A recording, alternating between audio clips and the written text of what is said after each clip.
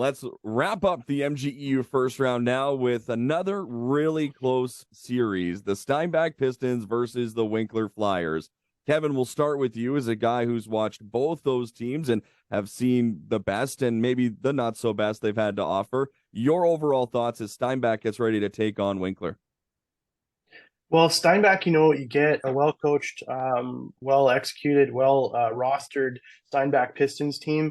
And the Winkler Flyers are a little bit different. They've got a lot of skill. Arguably, they could have the best defensive corps in the league, I think, if they had a healthy Cole McKenzie.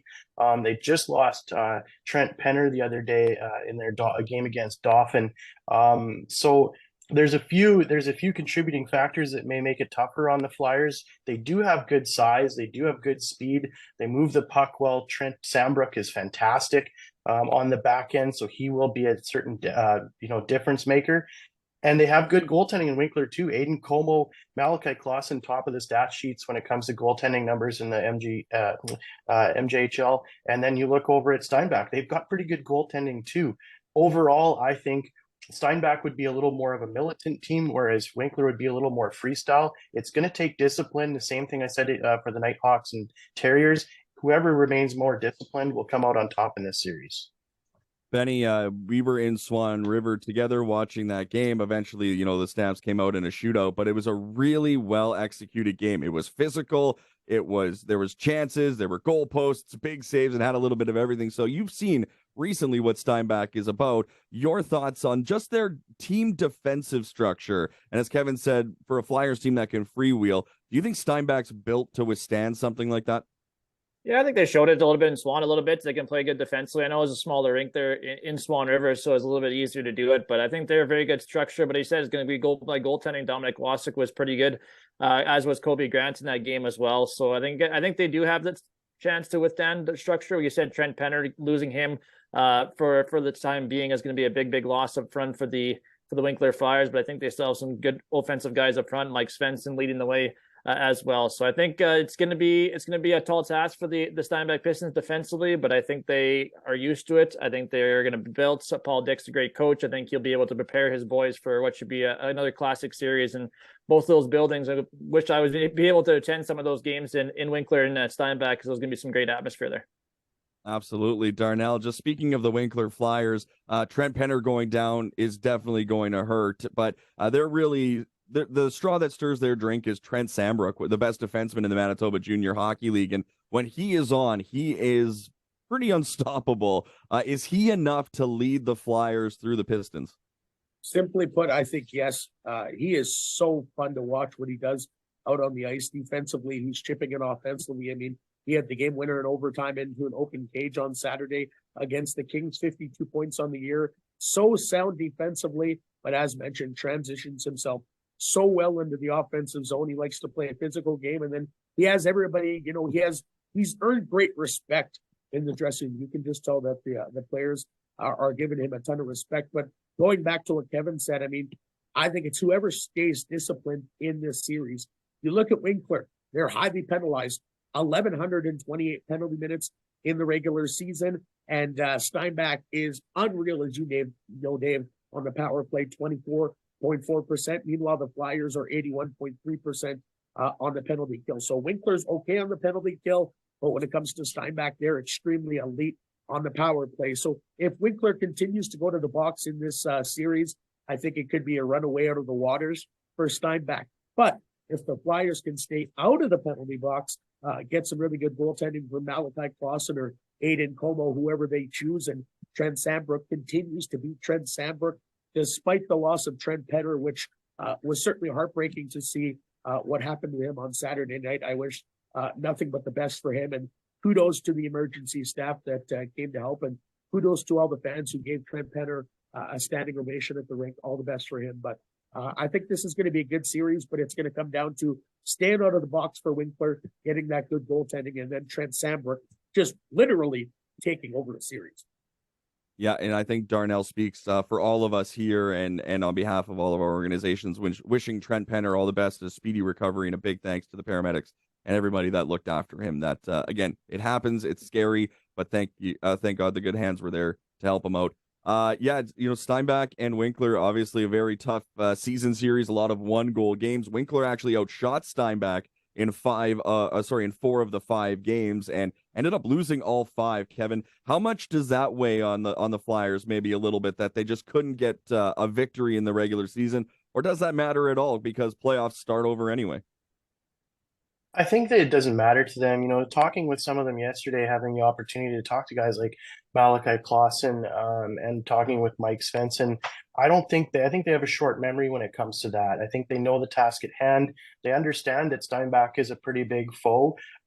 It's just a matter of making sure they stick to the game plan. And it's going to fall on the shoulders of guys like Mike Svensson. Stay out of the box. You're not effective in there.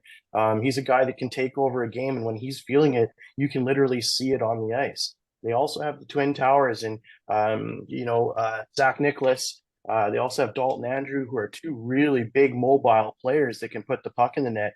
And if they get contributions from them, Jace LeGarden, they have a number, Brody Boschman, they have a lot of guys down that lineup that can support. And it's going to take all of that in order to put a dent in the armor that the Steinbach Pistons have. Speaking of depth, Benny, Steinbach's got the big horses. We know what Travis Hensrud can do. We know what Ian Amsbaugh has been able to do this year. Nick Mikan as an 18-year-old has chipped in. But sometimes it's about the depth scoring, and it's guys in that third, fourth line role, and even some of the defense that are going to need to step up. Is that an area that Steinbach is going to be kind of focused on? It's not just what they do at the top, but throughout the lineup. And do they have enough? Yeah, I think they do have enough, but you're right. It's going to come down to depth because I'm sure Winkler, Justin Falk, and Ryan White, they're going to be preparing to shut down those guys, Travis Hensrud, Davis Fries up front. And I think the game I seen Steinbach play, I thought Neil Kameni had a good game. I thought Hunter Dagelman had a good game on that line. So I think those depth guys are going to have to not only provide physical aspect, but also chip in offensively. And like we said with Swan, Steinbach's going to have to try to get some offense from their back end as well. That's kind of their depth scoring they can get as well. So I think it's going to be a tough task once again for Winkler to shut down the top end guys for Steinbach. But I think the Steinbach's still going to need their depth if they want to be successful. Darnell, we talked about kind of the transition game that Winkler likes to use, especially with Sambrook. They're very fast. So sometimes they give up odd man rushes. They give up some pretty good looks. Goaltending is going to be massive in this series. Malachi Clausen's been pulled 2 out of the 3 times he's played the Steinbach Pistons this year. And Como also has played pretty well, but still couldn't get that elusive W. The goaltending battle, how does Winkler go about, handling what Steinbach is going to throw at them? Well, I honestly think it's going to be a pretty short leash. I would assume and predict that Clausen is going to get the start in game 1. I mean, he won 23 games, had a solid season. With that being said, I mean, you look at the numbers of Aiden Como, 204 goals against average. I think it's going to be a short leash. If Clausen gives up a couple of goals early on Friday night, just sort of switch to tempo, knowing you have a really good backup in Como. This is a good Winkler team who don't give up a lot of goals. I mean, they've only given up 140 this season. They've scored 193 goals. And Steinbach doesn't give up a lot of goals. This series is setting up to be a dandy. I know it's a rivalry between Winkler and Steinbach. Other than Swan and Dauphin, this could be the best series in the first round. Yeah, there's a lot of expectations on both these teams as well, with Steinbach, always finding a way to make it through, and Winkler needing to find a way to make it through. Again, one of those teams that we're just kind of waiting for them to get over the hump. This is big for both these franchises. The last year at the TG Smith Center as well for the Steinbach Pistons as they get ready for the new Southeast Events Center. Kevin Pauls, Benny Walchuk, Darnell Duff. Time for a little overview and predictions. We'll go to Benny first. Your just overall thoughts and who comes out in how many games? So it's going to be an exciting series. Like I said, it's going to be probably low scoring, as Darnell said. Not a lot of these teams don't give up a lot of goals, and I think goaltending is going to be a big factor. But you know what? I'm going to go with the Winkler Flyers. And no, Trent Penner goes down. I think they're going to be playing for their 20-year-old veteran teammate. So I'm going to take the Flyers in 7. Darnell Duff? Yeah, I echo pretty much exactly what Benny said. But I think I'm taking Winkler in 6 here. I think if this series gets to 7 games and you're going back to Steinbach and the Automobile City, the Pistons are just too decorated and too talented, especially when they get in their home ice. With that said, I think Winkler takes this series in 6 games. I think it's going to be one heck of a low-scoring battle, goaltending battle for sure, and looking forward to coming down to it. But I think Winkler gets this done in 6.